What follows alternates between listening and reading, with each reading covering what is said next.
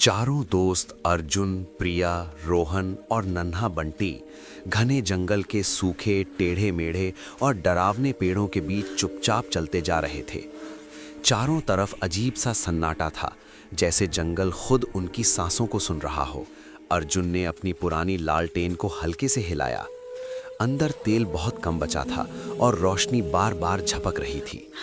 अचानक प्रिया की नज़र झाड़ियों के पीछे गई। वहां से दो लाल चमकती आंखें उन्हें चुपचाप पीछा करती हुई देख रही थी। प्रिया की सांस अटक गई। चलते चलते रोहन का पैर जमीन पर पड़ी एक पुरानी इंसानी हड्डी पर पड़ गया। वो डर के मारे जोर से चिल्ला उठा। उसकी आवाज जंगल में गूंज गई। नन्हा बंटी कांपते हुए अर्जुन की टी-शर्ट को कसकर पकड़ लेता है। तभी अचानक बर्फ जैसी तेज ठंडी हवा चलती है और एक झटके में उनकी इकलौती लालटेन बुझ जाती है। घुप अंधेरे में चारों दोस्त घबराकर एक दूसरे का हाथ टटोलने लगते हैं। किसी की भी आवाज नहीं निकल रही थी। दूर कहीं से किसी भेड़िए के रोने की डरावनी आवाज पूरे जंगल में गूंजती है। अर्जुन कांपते हाथों से दो पत्थर रगड़कर आग जलाने की कोशिश करता है। कई बार नाकाम होने के बाद आखिरकार एक चिंगारी जल उठती है। हल्की रोशनी फैलते ही उनके सामने एक पुराना और टूटा फूटा खतरे का बोर्ड नजर आता है। उस बोर्ड पर किसी ने खून से लिखा हुआ था, यहां से वापस चले जाओ। प्रिया घबराकर अपना मैप खोलती है, लेकिन अचानक मैप के पन्ने अपने आप जलने लगते हैं और पल भर में राख बन जाते हैं। घनी धुंध के बीच दूर से एक पुराने गांव की टूटी हुई मीनारें दिखाई देती हैं। गांव के मुख्य द्वार पर लोहे की भारी और नुकीली जंजीरें लटकी हुई थीं। चारों दोस्त डरे सहमे कदमों से उस रहस्यमय गांव में पहला कदम रखते हैं। गांव की गलियों में अजीब सन्नाटा था, लेकिन हर खिड़की से कोई न कोई उन्हें घूर रहा था। तभी एक काला कुत्ता जोर जोर से भौंकता है और पलक झपकते ही हवा में गायब हो जाता है। सामने से गांव का मुखिया आता है। उसके हाथ में लालटेन थी, लंबी सफेद दाढ़ी थी और उसका साया जमीन पर बहुत लंबा फैल रहा था।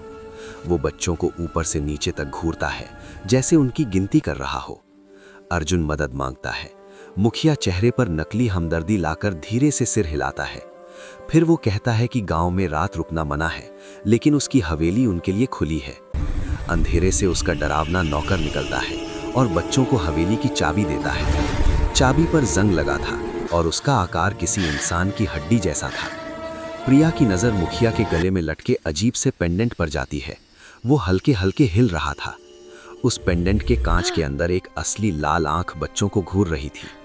बच्चे हवेली की तरफ बढ़ते हैं और पीछे से मुखिया एक शैतानी ठहाका लगाता है। हवेली की पुरानी सीढ़ियों पर चढ़ते हुए रोहन को पीछे किसी के चलने की आहट सुनाई देती है। वो मुड़कर देखता है, लेकिन वहां कोई नहीं होता, सिर्फ काला धुआं लहराता रहता है। हवेली का विशाल दरवाजा खुलते ही सैकड़ों चमगादड़ बाहर की तरफ उड़ जाते हैं। जैसे ही बच्चे अंदर जाते हैं, दरवाजा धमाके के साथ पत्थर की तरह बंद हो जाता है। हवेली के अंदर दीवारों पर टंगी पुरानी तस्वीरें थीं, जिनकी आंखें बच्चों को ही देख रही थीं। डाइनिंग टेबल पर ढेर सारा खाना और फल सजे थे, जिनसे गर्म भाप निकल रही थी। भूखा बंटी जैसे ही एक सेब उठाता है, वो उसके हाथ में काली राख बन जाता है। अचानक पूरे हॉल की मोमबत्तियां नीली रोशनी के साथ अपने आप जल उठती हैं। रोहन को फर्श के नीचे से किसी के रोने और कराहने की आवाजें सुनाई देती हैं। प्रिया एक कमरा खोलती है, जहां अंदर सिर्फ खाली ताबूत रखे होते हैं। दीवार पर टंगी पुरानी घड़ी की सुइयां उल्टी दिशा में तेजी से घूमने लगती हैं। अर्जुन को हवेली की ऊंची छत पर एक बहुत बड़ी काली परछाई रेंगती हुई दिखती है।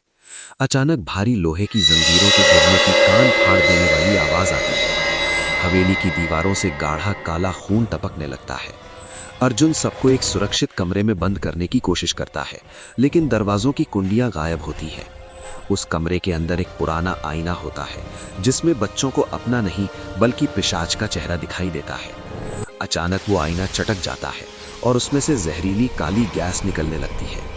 बच्चे जान बचाकर सीढ़ियों की तरफ भागते हैं, लेकिन सीढ़ियां अपने आप लंबी होने लगती हैं। तभी प्रिया को फर्श पर एक गुप्त दरवाजा दिखाई देता है, जो नीचे तहखाने में जाता है। तहखाने के अंधेरे में चारों तरफ लोहे के पिंजरे लटके होते हैं। अचानक पिशाच छत से नीचे कूदता है। उसका कद लगभग 8 फुट लंबा होता है। उसके हाथ की उंगलियां तेज चाकू की तरह नुकीली होती हैं। अर्जुन पास पड़ी एक भारी पुरानी कुल्हाड़ी उठाकर पिशाच का सामना करता है। पिशाच हवा में गायब होता है और पल भर में अर्जुन के ठीक पीछे प्रकट हो जाता है। प्रिया पास रखी मशाल उठाकर उसके चेहरे पर जोरदार वार करती है। आग से डरकर पिशाच दर्द में एक भयानक चीख मारता है। ऊपर बालकनी से मुखिया मंत्र पढ़ता हुआ ये सब तमाशा देख रहा होता है। मंत्र के साथ ही पिशाच का आकार और उसकी ताकत दोगुनी हो जाती है।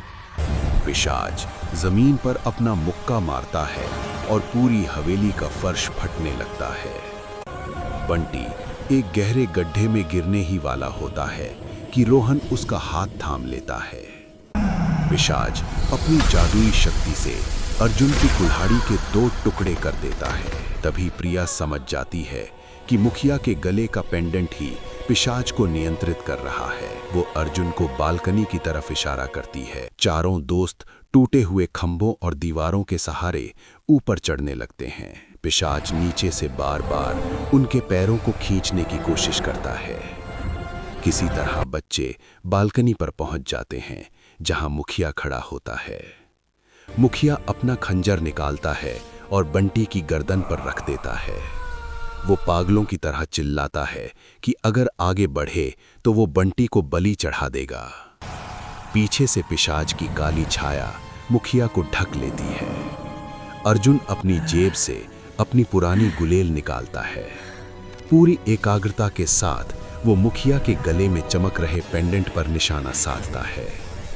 पत्थर सीधा पेंडेंट पर जाकर लगता है और वो कांच की तरह चकनाचूर हो जाता है। पेंडेंट के टूटते ही मुखिया की सारी काली शक्तियां एक झटके में खत्म हो जाती हैं। पिशाच आजाद हो जाता है और सदियों की गुलामी याद आते ही एक भयानक दहाड़ मारता है। वो अपनी दहकती लाल आंखों से अपने ही पुराने मालिक मुखिया को घूरता है। मुखिया गिड़गिड़ाकर कहता है कि वो उसका स्वामी है। पिशाच मुखिया को अपनी लोहे जैसी बाहों में जकड़ लेता है। दोनों एक साथ हवेली के गहरे और अंधेरे गड्ढे में गिर जाते हैं। पूरी हवेली भूकंप की तरह कांपने लगती है।